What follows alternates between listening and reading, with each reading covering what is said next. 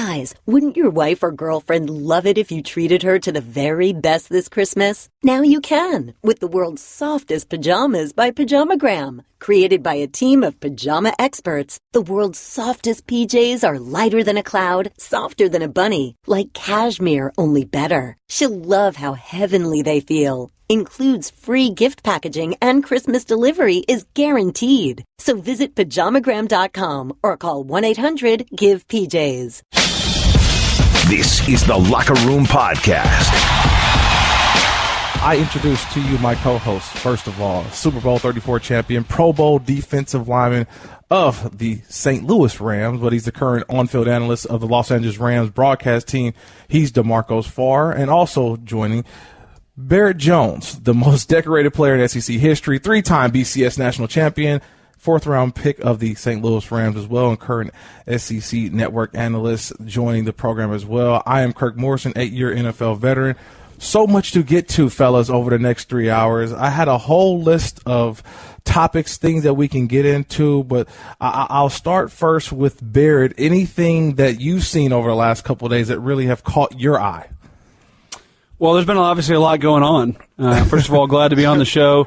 It's been kind of some dark days for the SEC with Hugh Freeze, and everything that's been going on. Obviously, the Kyrie Irving news has been big. There's a lot of news to get to today. I'm excited.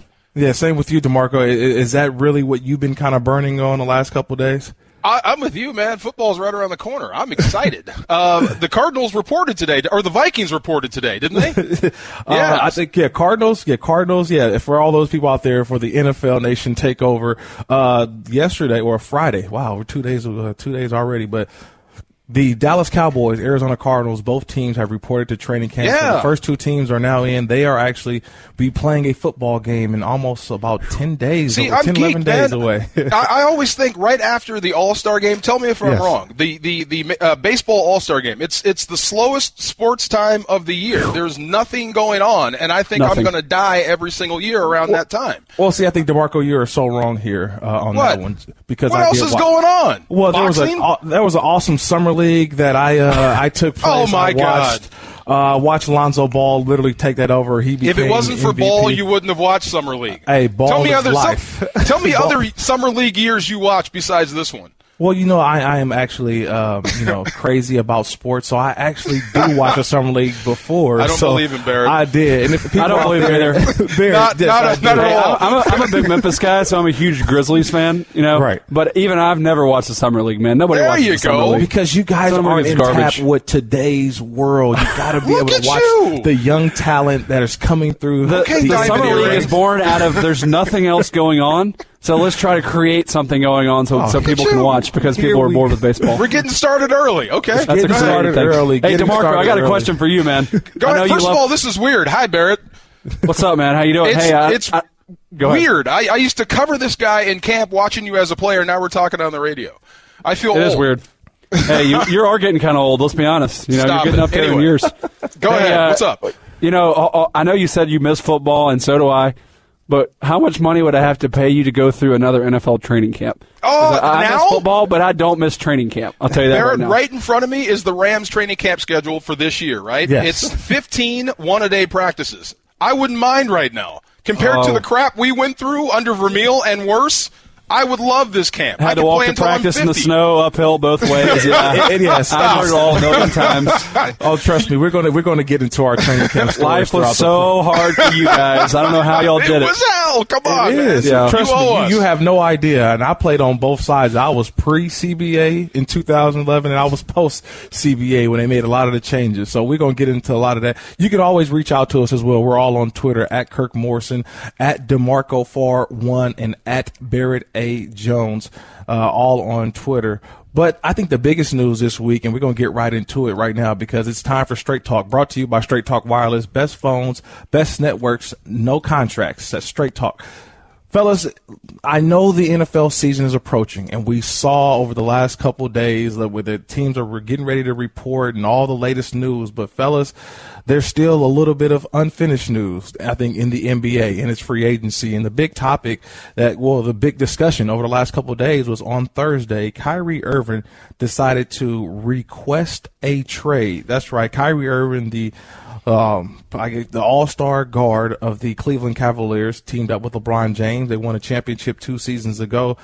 But he decided that he would like to be traded in a meeting that he had with Cleveland Cavaliers officials. They didn't technically have a general manager at that time, but he made it known that he does not wish to continue playing in Cleveland. And I'll start with you on this one, DeMarco. We don't see this in the NFL. This is only the NBA where guys, because you'll get your nose broken.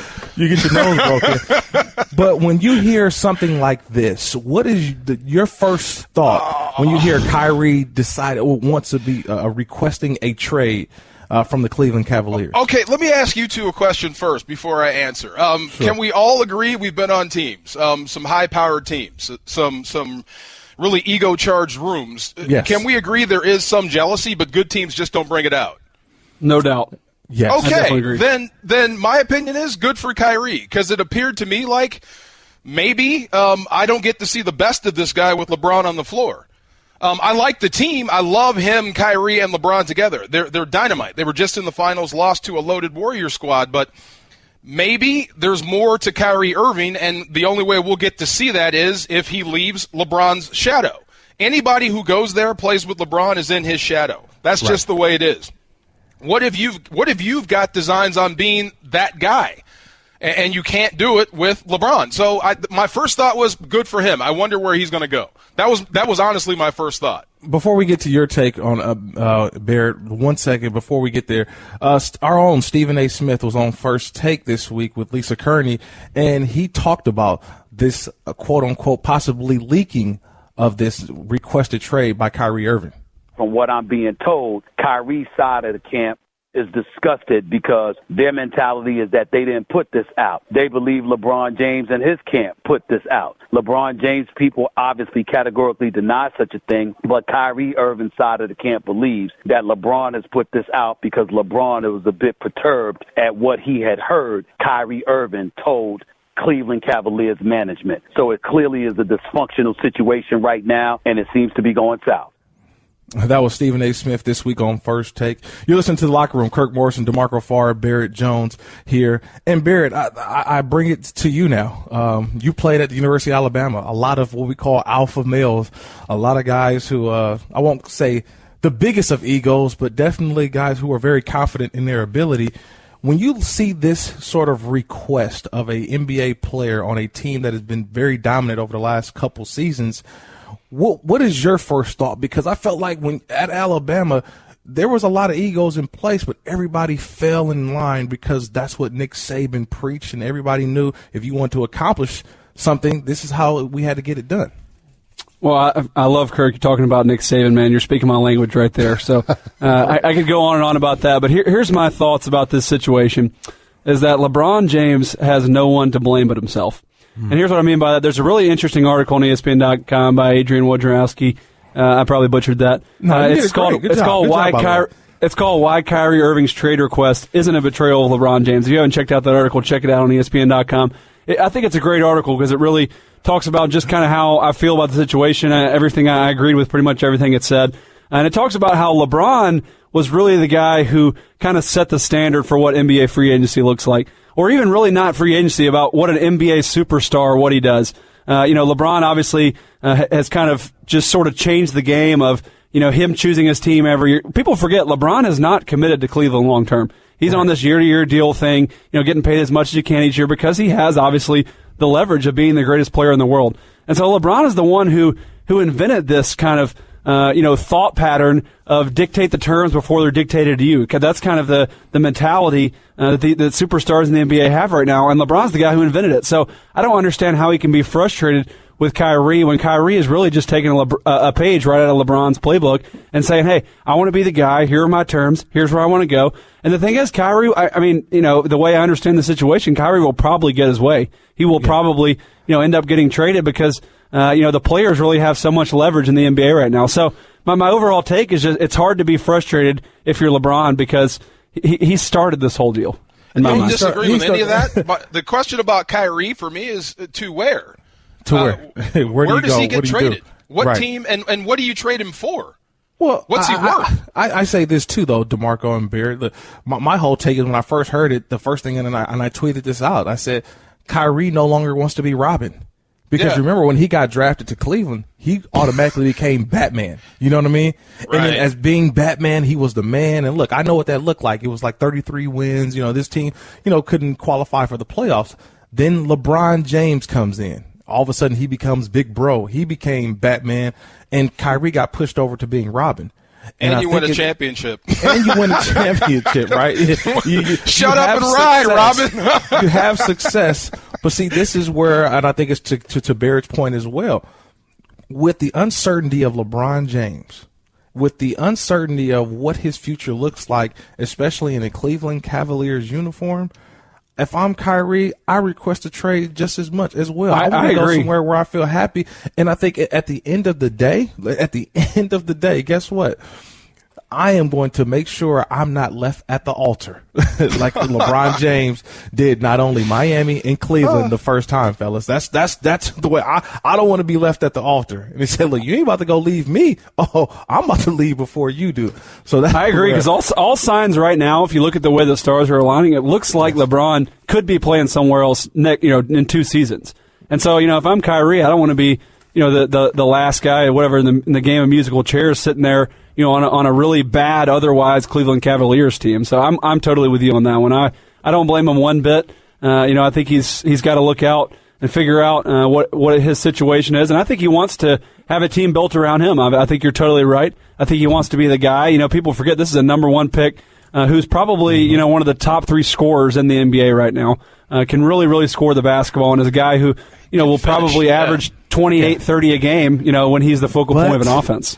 888-SAY-ESPN, 888-729-3776. We want to hear from you out there, our listeners. We want to hear from you. Can Kyrie Irving, can he carry a team? I think that's the biggest question. This is The Locker Room on ESPN Radio and the ESPN app. We are getting so close to every training camp in the NFL being open, but it also brings back memories for me. Because when training camp came, it was like I'm giving my life away for the next 6 weeks, 7 weeks, because the unknown of training camp, it's the day-to-day grind. And I'll start it with this before I hand it over to you, Bear, for 1 second. And correct me if I'm wrong here, fellas. As much as in the beginning and you love I miss football, I love training camp, I love it, there's always that one day, or whether it's that one time that you contemplate either retirement or quitting during training camp. Hopefully, I am not the only one, but I felt that everybody at least one time during training camp, at one time you say, why am I doing this to myself? Why don't I just need to quit? I'm over with this. I'll start with you, Barrett. Have you had that sort of thought process at one point?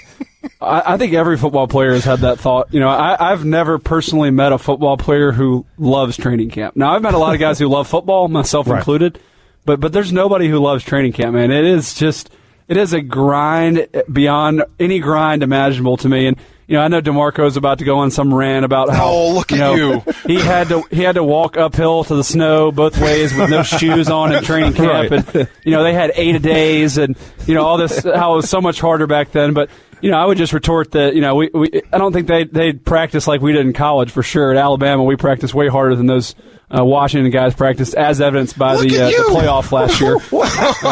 We knew it was coming. We knew it was coming. I just training camp, no matter if it's 1 a day, 2 a day, whatever, it's no fun, man. It's no fun. And also, just a side note is, I think Tuscaloosa in August is the hottest place on the entire planet. So that does not help. But it is miserable, and I think everyone, including myself, has had thoughts. Especially sitting there putting my tape on before practice thinking, I just don't know if I can do it, man. I don't know if I can walk out that door. And that first breath you take, there's something about walking out the door when it's August and it's those days when it feels like an oven, it's 110 degrees, and you walk out the door and that first breath you take and all the demons come up inside you thinking, I don't know if I can go through a practice today. Maybe you guys have had those too. Exactly. Everybody has, but that's the whole point of it. When you make it through, how tough are you? How do you feel as a team? Yeah. You do grow through those periods. There's no denying that. When it sucks, and it sucks for everybody, and you find a way to pull yourself together, then we pull ourselves together, and next thing you know, we're fighting through this hell. The first opponent looks like garbage, and it doesn't matter who it is. So it does have its benefits. But yeah, man, I mean, some of those hot training camp days with Coach Vermeil in 97, 98 in Macomb, Illinois, where the heat index is over 100. Man, you're old, DeMarco. Yeah, thank you. And somebody forgot to cut the grass, wink, wink, Vermeil style. So we're running in a foot of grass. Yeah, we're sitting there in the stretch line singing Negro spirituals. It sucked. It really did. And you always think about, I could be doing something else. But it always does give you a lift as an athlete, as a football player, when you do push through those days. All my championship teams are directly related to tough training camps. That's just the honest truth. I agree, and I'm with you. I think training camp is almost as much about that mental grind and that understanding how to overcome adversity as it is about the actual football part. I think that the argument of you can't get enough. I think you can get plenty of football in today. Personally, I've been through the new CBA. I know you have too, Kirk. Right. I think you get plenty of football in. I think maybe if you lose anything, you lose kind of that grind that you're talking about, DeMarco, of, hey, we can accomplish something really tough, and we can accomplish it together, and that kind of brings us closer as a group. I think if you lose anything, you lose a little bit of that, because that does form great teams. I know from being in Alabama, we had really hard training camps, and that brings you together in kind of a way that nothing else really can. Yeah, you know what? You're listening to The Locker Room here on ESPN Radio. DeMarco Farr, Barrett Jones, Kirk Morrison here. And look, I understand the toughness of training camp. I went through an art shell training camp when I was in my second year in the NFL, where we had, I believe it was the first 6 practices were all double days before we even had a practice off. And my body was I felt it broke down. But at the same time, I always think about training camp in this aspect. Training camp is supposed to make you uncomfortable. You know what I mean? Like in the beginning, like the first couple of days, you're excited to be back. It's like the first day of school. Then all of a sudden, that body starts to tell you, why are you doing this to me? And first couple hours. Hours. But it is, though. And but I think to DeMarco's point, though, it's like after you get done with that practice that you thought you couldn't make it through, you sit back and you sit. Those are those days where I in the ice tub, happy as I don't know what, feeling good about yourself. That is the greatest feeling in the world, sitting in the ice tub or sitting in your chair, taking your tape off.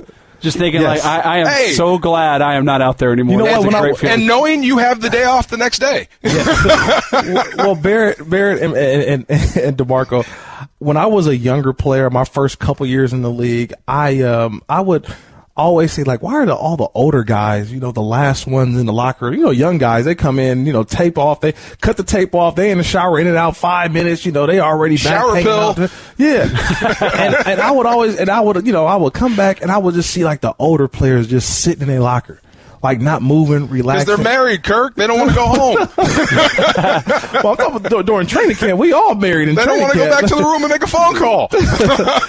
But I'm just saying, sit there. They was just like, man, sometimes you just want to sit down, Kirk. I'm telling you, when you get up there, you just want to sit down.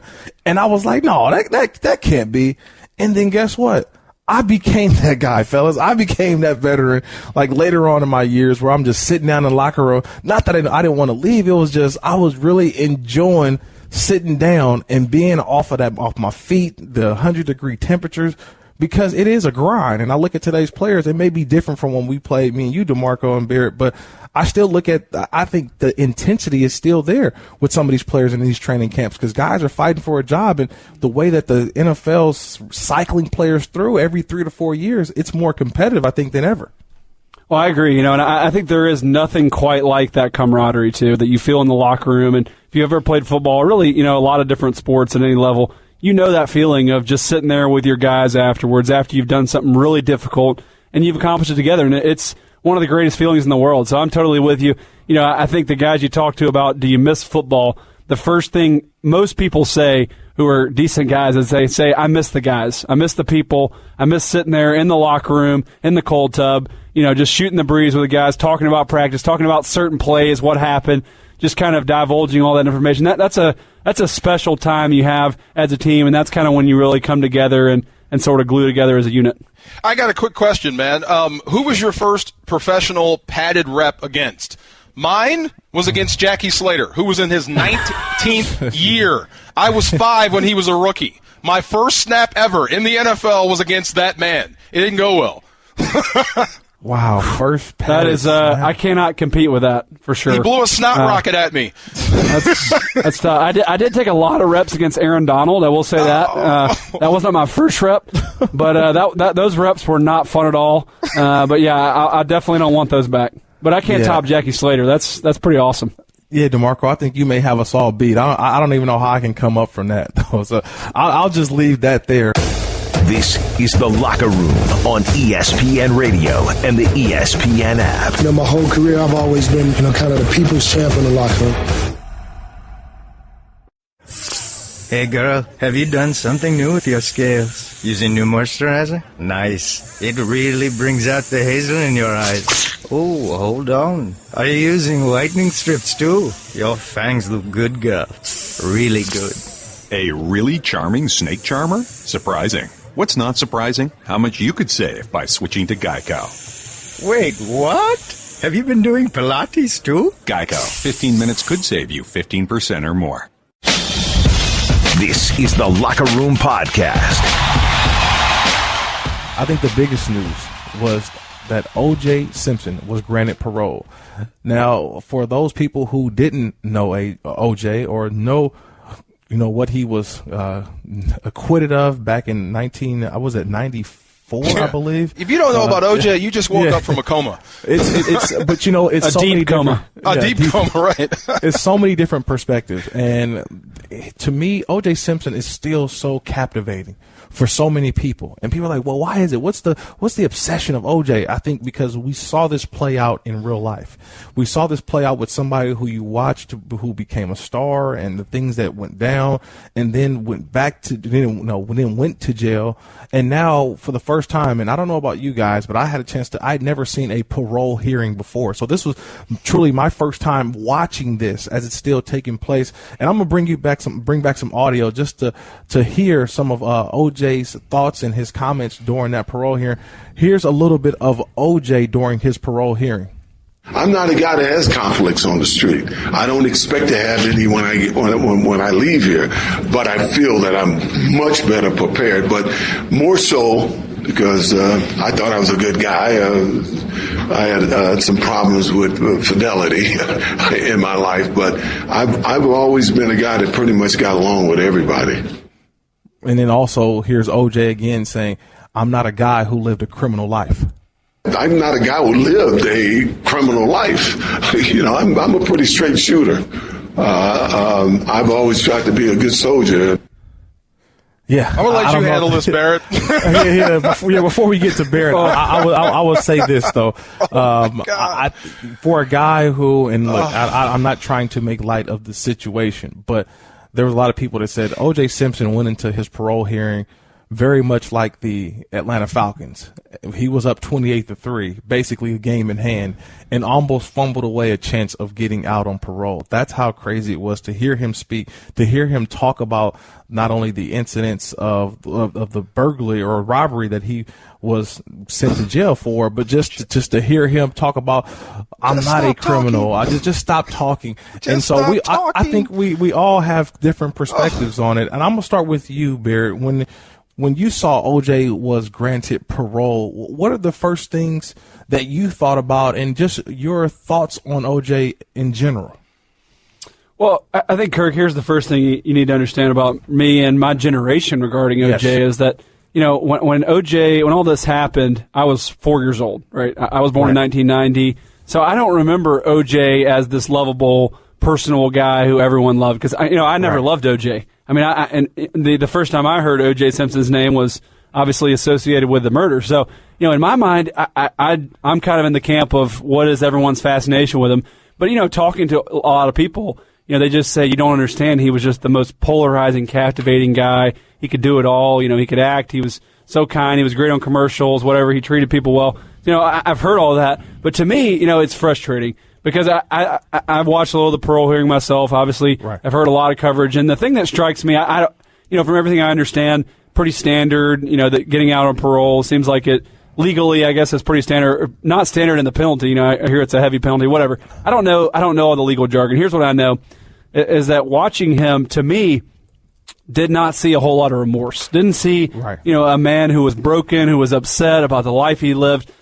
Still kind of just seemed like the same guy that you saw in the trial. Of just trying to get away with whatever I can get away with, and I didn't really do anything wrong. This whole situation was unfortunate. That kind of deal. There was never really a moment where he sort of broke down and seemed sorry for the way he lived his past few years, and that to me is frustrating because I did enjoy watching the documentary and everything, and the ESPN documentary was fantastic. If you haven't checked that out, go check it out.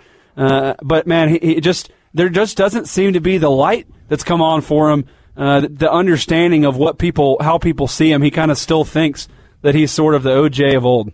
See, interesting perspective for me because OJ, when I was growing up, was a hero. And when the whole white Bronco chase thing happened, if you go back and look at how people were holding up signs, "Run, OJ, run, we love you," that type of stuff, I might have been right up there with them because he was a hero. But then you go through the case, and I actually drove by Bundy. I drove by the place where the murders happened, and I'm telling you, something eerie happened to me when I drove past that. There was just something about that. And then you do go back to that 30 for 30 where they actually showed the photographs of what she looked like and the wound that killed her.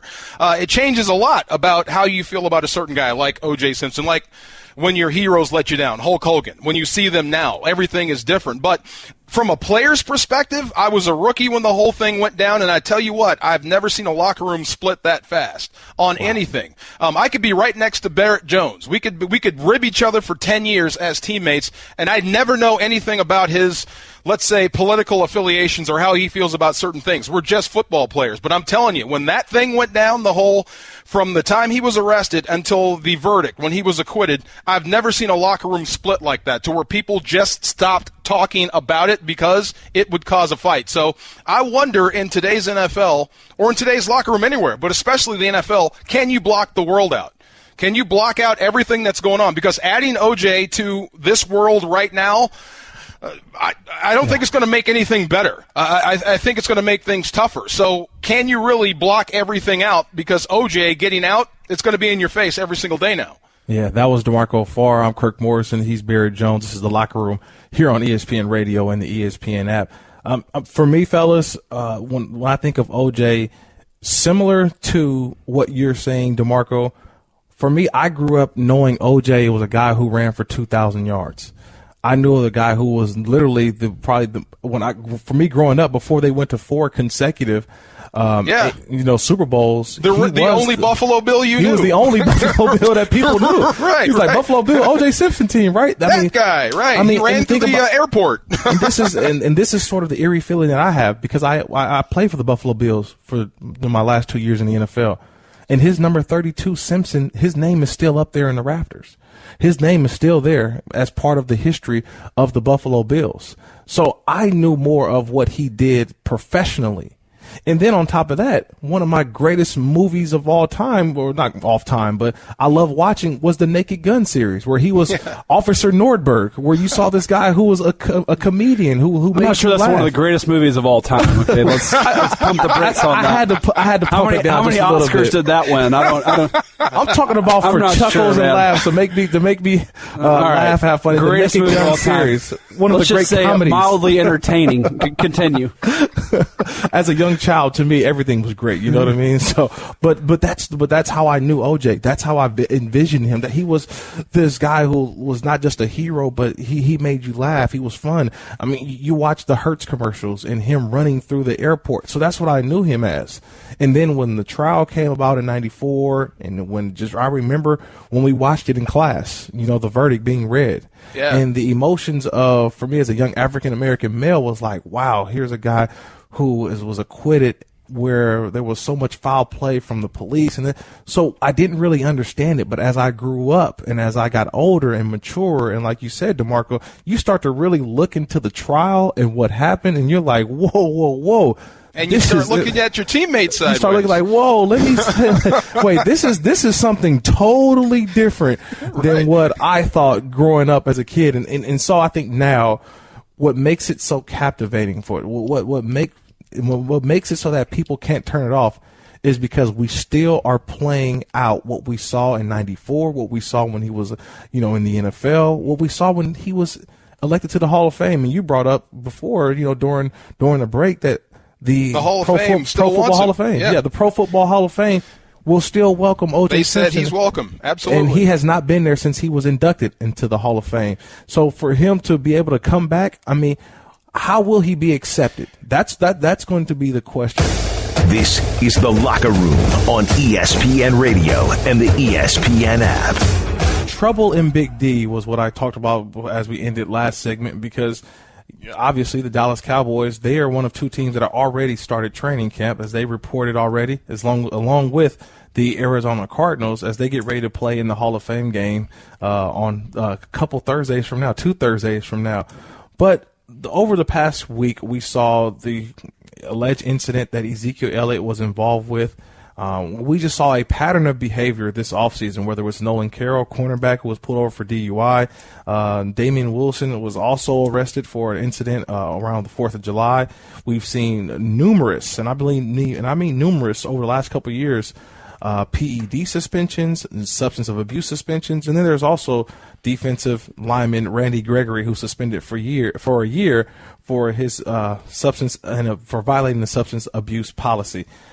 I said that there's a culture that needs to be changed in Dallas, and it can only start with one person, Jerry Jones, who will be inducted into the Pro Football Hall of Fame in a little less than 2 weeks. I think that Jerry Jones has to stand up and do something. I think too much is being said right now for the star being, and I say the star, the Dallas Cowboy brand being so big that you sweep all of the transgressions of some of these Cowboys, sweep that under the rug. I don't think you can do that anymore in today's NFL, the way that it was. This isn't the Cowboys of the 90s. This is today's NFL, where I look at so many incidents. To me, is more embarrassing that this is happening on Jerry Jones's watch, and he's not doing anything about it. I'll start with you here, DeMarco. What must be done? Are they waiting for Roger Goodell to say something, or should Jerry Jones just take matters in his own hands? Sort of suspend Ezekiel Elliott for a game, do something to show them that this behavior is unacceptable. You're not going to bench one of your hottest rookies, not without being forced by the NFL if you're Jerry Jones or any owner in the National Football League. I don't think you'd sit him down unless you have all the information. That seems to be the go-to line. But it's a little bit unfair just to paint Dallas as, the only team with rogue players. If you go back through this entire offseason, starting with Adam Jones, all the way through Junior Galette, all these guys were arrested, had problems, and they weren't Dallas Cowboys. So this is an NFL thing. The difference is, like we talked about during the break, if it's got a star on its helmet, it's probably going to lead SportsCenter. That's just the way it goes. They get talked about more than any other NFL team in the National Football League outside of the Patriots. So when one of those guys is arrested or one of your stars is arrested, it gets put out there a little bit more. But there's been other arrests this offseason or other problems. It's not just the Cowboys. I think that's a little bit unfair. Well, I think that my biggest question for the Cowboys this year, because all that stuff can not affect you if you have great leadership within the locker room. If you have great leaders on the team, you can find a way to kind of navigate all that stuff. I want to see how the Cowboys are without Tony Romo. I know Tony Romo didn't play last year, but he was on the football team. And make no mistake, in a lot of ways, Tony Romo was still kind of the leader of that football team. He kind of sort of set the tempo and was a pretty good leader for a lot of years for those guys. So, I'm looking at who are the leaders this year for that Dallas Cowboys football team. Obviously, you have Jason Witten, who's been there a long time. But there's kind of almost a changing of the guard of these new guys. And, Dak seems like he's a guy who could step up to be a leader, but he's still a young player. So it's like, who are really going to be the leaders on this football team that are kind of say to the other guys, hey, guys, this is not really acceptable behavior? Barrett, you know what's funny? We just went through and we talked about three or four different teams since this show started, and we've talked about all of their head coaches except for the Cowboys. How about we start with the head coach as far as leadership? Isn't that usually the way it works in football? That's a good point. I don't know a whole lot about Jason Garrett. He's obviously not the same kind of imposing figure Bill Belichick is, but at some point, you do have to kind of lean on him that he's got to be the one to kind of set the tone for change. I agree with that. Well, you have to set the tone for change, but then also, too, Todd Archer, who also covers the Dallas Cowboys for ESPN, reported that David Irving, who's already suspended for the first 4 games, did not report to Dallas Cowboys their mandatory conditioning where everybody had to be there. So here's one guy who's already the first guy he's already suspended for 4 games. Now you're leading the league, son. up a fine of upwards to $40,000 per day that you are not attending training camp. And I bring this up because for Jerry Jones, to me, and like you guys mentioned as well, is it Jason Garrett? I mean, somebody has to come out and say, this is just unacceptable, because certain players now, before it was about the Cincinnati Bengals, and I'll give this to his credit, Marvin Lewis has changed the way I view the Cincinnati Bengals. Now, there may be one guy over there that still kind of got in trouble. We saw Adam Pac-Man Jones was suspended for 1 game. But I think they've changed the culture, that they just don't have the way they were perceived. I think the same with the Oakland Raiders. But right now, the Dallas Cowboys, it seems that if you're a problem child, or if you're a guy who's had a sketchy past and there's still maybe some things out there, the Dallas Cowboys is for you. That is the ongoing joke, I think, right now in the NFL. Do you guys agree or disagree? I agree. I think part of the reason the Bengals started having fewer problems is because they started signing fewer of those guys. I think they finally realized, hey, if we continue to sign so many problem children, we're not going to be able to have a good locker room. You look at the Cowboys, they just kind of continue to sign these type of guys with, Randy Gregory, obviously Greg Hardy a few years back, and they kind of just invite some of these problems on themselves, I think. And it's just tough to overcome when you sort of put so many question marks in one locker room. You're kind of just mixing it up and hoping it doesn't blow up. And, from time to time, you're going to have problems. No doubt. And if Jerry Jones can navigate this rough water, this stream, if he can land this plane and just get the Cowboy squad as it's constructed right now on the field intact, I would say look out in the NFC East. That's just the honest deal. If you remove Ezekiel Elliott for any amount of time, I would look at the Giants to win that division. But if you can get everybody on the field for, say, more than 15 games this year, I think they win the East, no doubt. Yeah, I don't know about that one. I'm a big Giants fan this year for that division. I think that you just love Odell. No, I'm not saying Odell. I love, me. I love defense, and they have a defense I think that will stack up with anybody. But I think for this season, Ezekiel Elliott, does he have the repeat performance he had a year ago in your guys' minds? Well, as long as they have that offensive line, yes, I think absolutely. That offensive line is incredible. They really are so fun to watch. I'm obviously an offensive line guy. I'm very biased, but that group, not only are they super talented and incredible athletes, they work together better than any NFL offensive line I've ever seen during my time. They're a lot of fun to watch. So I think you can put a lot of running backs back there that'll have a good year. You put a guy with the talent of Zeke, he's going to have another great year as long as he's running behind those guys. your thoughts too? How long did we argue, you and me, Kirk, talking about Todd Gurley and then watching Ezekiel Elliott? So this guy can make one guy miss, but this guy can't. We were talking about that. Look, that guy is a talent with that O-line. Yeah, they're a snootful. Sure. We gonna see, man. I'm always say, give me 2 years. Show me 2 years before you try to induct him into Canton. This is The Locker Room on ESPN Radio and the ESPN app. My whole career I've always been, kind of the people's champ in the locker room. This is The Locker Room Podcast. But another big topic of the week, in which we kind of have a weekend review here, was a sudden resignation of one Hugh Freeze of Ole Miss.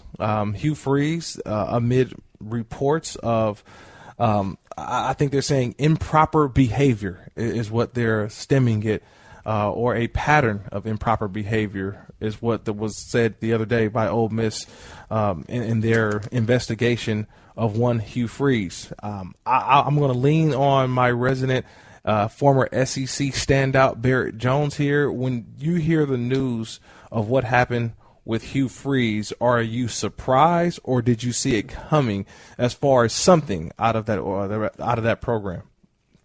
Well, let me say, first of all, for anyone who's not a Southerner and understands SEC football and the passion, I mean, anywhere you go in the Southeast right now, I was just eating last night somewhere and overheard the table behind me. Everyone is talking about Hugh Freeze. I mean, it is especially here in Memphis, we're only an hour away from Oxford. it's the hottest news around here in the SEC country, and so it's definitely something that's been discussed, and there's all type of different takes and rumors of what people saw and what people know, and it's hard to know. I'm sure a lot of things will continue to come out kind of as we go on, but here's where I'm staying on this is I've known Hugh for a long time, actually as far back as if you're a fan of the book The Blind Side or the movie The Blind Side with Sandra Bullock. I actually played against Michael Orr and Hugh Freeze in the state championship game my freshman year when Michael Orr was a senior. Hugh was the coach. I played defensive end, and Michael Orr played left tackle, and we went against each other much of the game. And so I have a lot of experience even going back then. And he then recruited me to Ole Miss later, and obviously later became the head coach. So I've known him for a while. And I think when I hear this news, mostly I just feel sad, honestly. Sad for his family, obviously. It's going to be a terrible, tough time for them and all the stuff they'll be facing, but also sad for the players. I just think it's really tough. These are 18 to 22-year-old kids, and they're going to be going through a lot these next few years. Probably won't have a chance to really play in many impactful games, and I'm sure it's going to obviously hurt the university. But I feel mostly for the players and just kind of the commitment they've made to the university. And obviously there's a lot of talk about the way college football is set up right now, the fairness of the coaches versus the players. And, I think they're going to suffer a lot from this. And, it'll be a few years before kind of Ole Miss probably is back to some sort of relevance. I think they could actually have a decent year this year because they do have a lot of talent on offense, but this will definitely hurt them recruiting in the next few years. And so there's a ton of storylines coming out of this. It's hard to know exactly how to feel, but mostly I think I just feel sad. Yeah, if I was a recruit, Ole Miss is definitely off my list. If I was a junior, a sophomore, thinking about that's going to be recruited or widely recruited, I'm not thinking about Ole Miss. If I'm there now, I'm thinking about transferring. But, it's funny. Like you said, you're a Southerner. They're talking about it. Well, I've got friends out west, and, some of them are comedians. So when you talk about Hugh Freeze, they make jokes. In the South, is it the same thing as what you painted, a sadness towards what happened, or are they making jokes about Hugh Freeze? There's definitely plenty of those takes, too. I think that I'm just closer to the situation, having known him. I think that makes you sad when you know the guy personally, So, but there's definitely... Because this is a big deal, man, if it's true what the rumors are. That's a pretty big deal for who you sold yourself to be, and then we find out, or we may have found out what you've been doing on the side. That's a pretty big deal. Well, I agree, and I think that's where the sadness comes from, really. Right. There definitely have been lots of jokes, for sure. Don't get me wrong. Well, and I think we can also state that the alleged incidents or what's they're considering improper behavior was a phone call placed by Hugh Freeze's phone to a Detroit number that ultimately was kicked to a Tampa escort service is what really blew this thing wide open. And 39,000 phone calls, I believe, text messages. 39,000 phone? 39,000 phone call and text messages combined were actually investigated upon. And in their findings, Ole Miss found that it wasn't, if it was just the one phone call, I think you can say it may be a pocket dial or what happened, because this was a 1-minute phone conversation to that number. But I think in their findings, they found that there was a pattern of improper behavior in which they asked Hugh Freeze to come in, hey, sit down, we got to talk about this. But ultimately, he came in and said, you know what, I just have to resign. So I think the bigger question now is we know what's happened, what's out there. We know there's more to come. But what's next for Hugh Freeze? And former Ole Miss head coach Tommy Tuberville, who's now an ESPN analyst, had this to say this week on Freddie and Fitz. Personally, I think they just need to go in and just wipe out the entire administration, get everything cleaned out, and start over. Obviously, people knew what was going on, and just get back to being Ole Miss and clean the slate and get people in there that want to get the job done the right way. And it's just a sad day for them. It really is, because people in that state really want to win games and want to be competitive at Ole Miss, and they've done a great job to this point. Now they've got a terrible setback.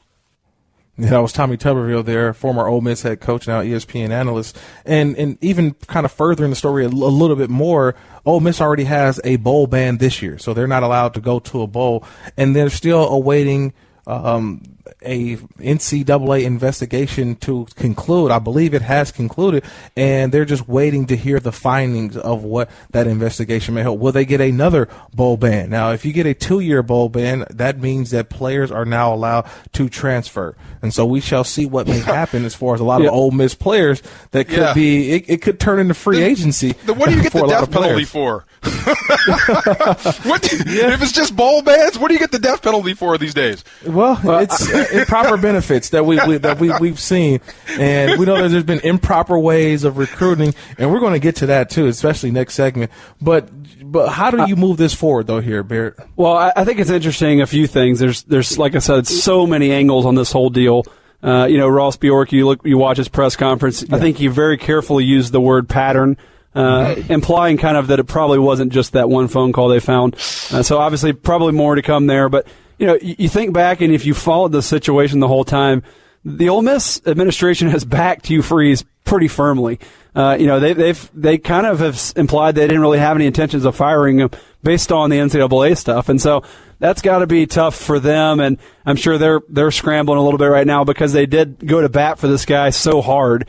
And then obviously this comes out. And the other storyline that a lot of people around here are really talking about is the Houston Nutt storyline. The fact that the common thing a lot of Ole Miss fans say is, if he just had apologized to Houston Nutt, none of this would have happened. Because a lot of people think that Houston Nutt is obviously the lawsuit is kind of what brought up these findings, and so what if it wouldn't have happened? And so I'm thinking back on all my times I've met Houston Nutt. I hope I didn't make him mad. So I don't want to get on his bad side, because I think that's a big storyline here. That if all he really wanted was an apology, that he felt like they were smearing his name, and they wouldn't do that, and so now here we are.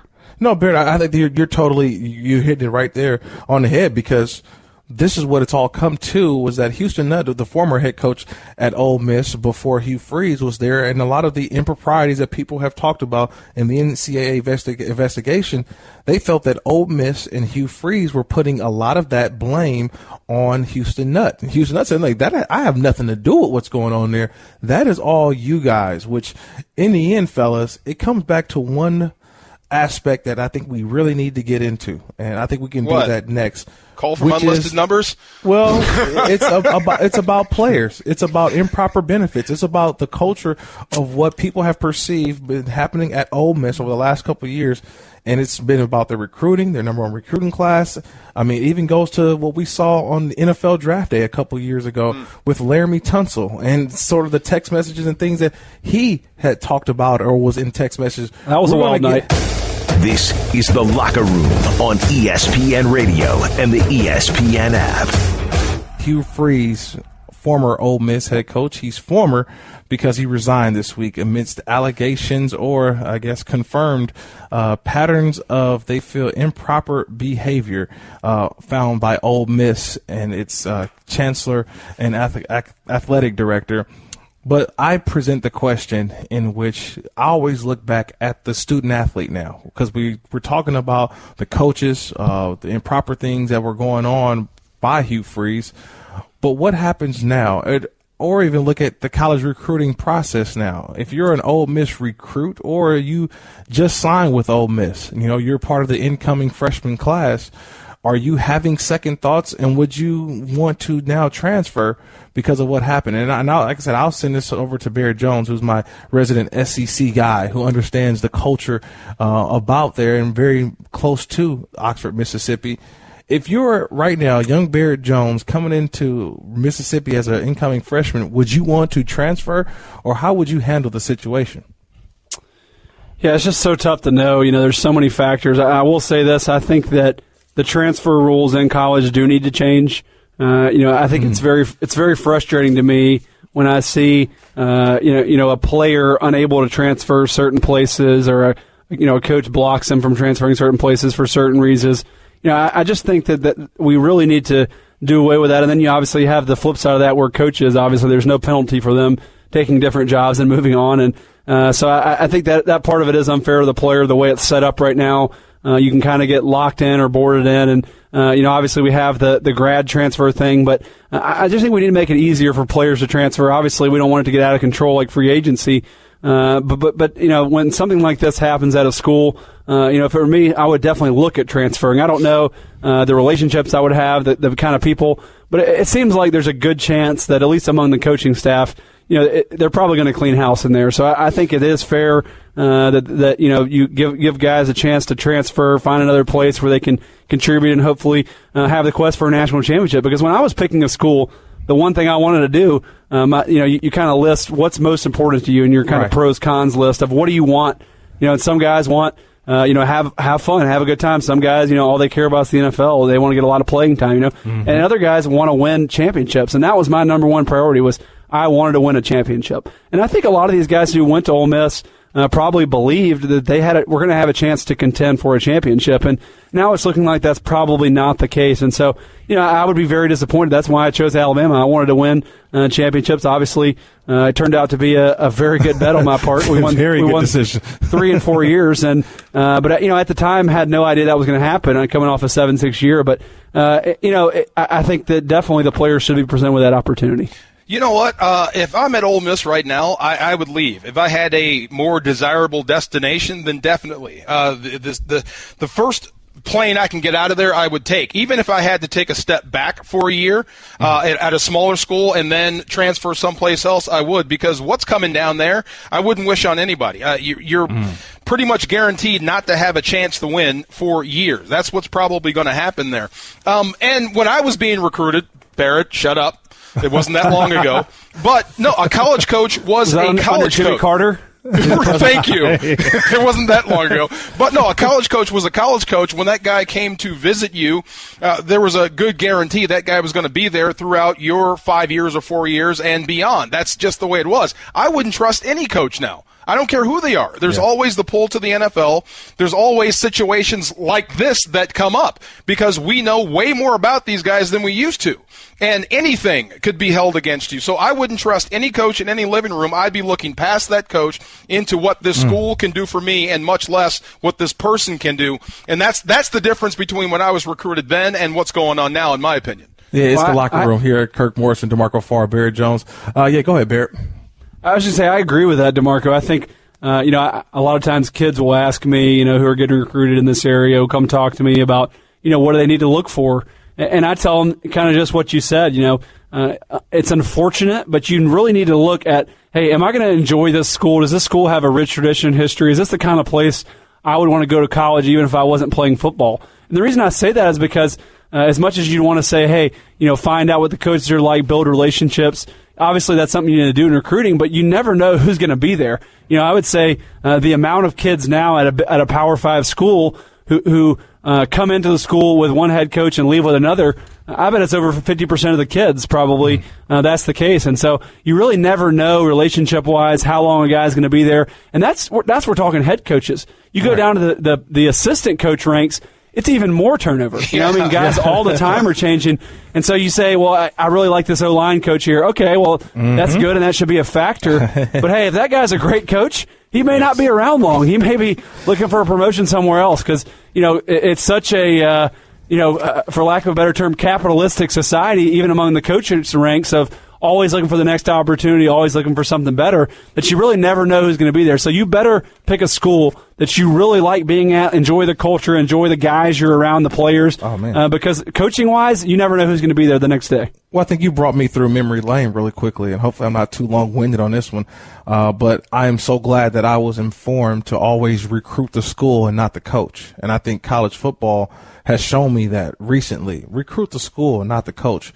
I'll go back to my senior year in high school. I was recruited by 4 major schools. Well, 2 major schools. It was Arizona, Washington, San Diego State, and UNLV. Ted Toner, who was the coach at San Diego State, brought us all into a room, right, fellas? And so we're into this room, and he says, look, you know what? I want one guy to stand up. One guy stands up. It's 25 of us in the room. He says, look, you guys going to the NFL, that's what the numbers tell me. Only one guy will make it out of this class of 25 in here.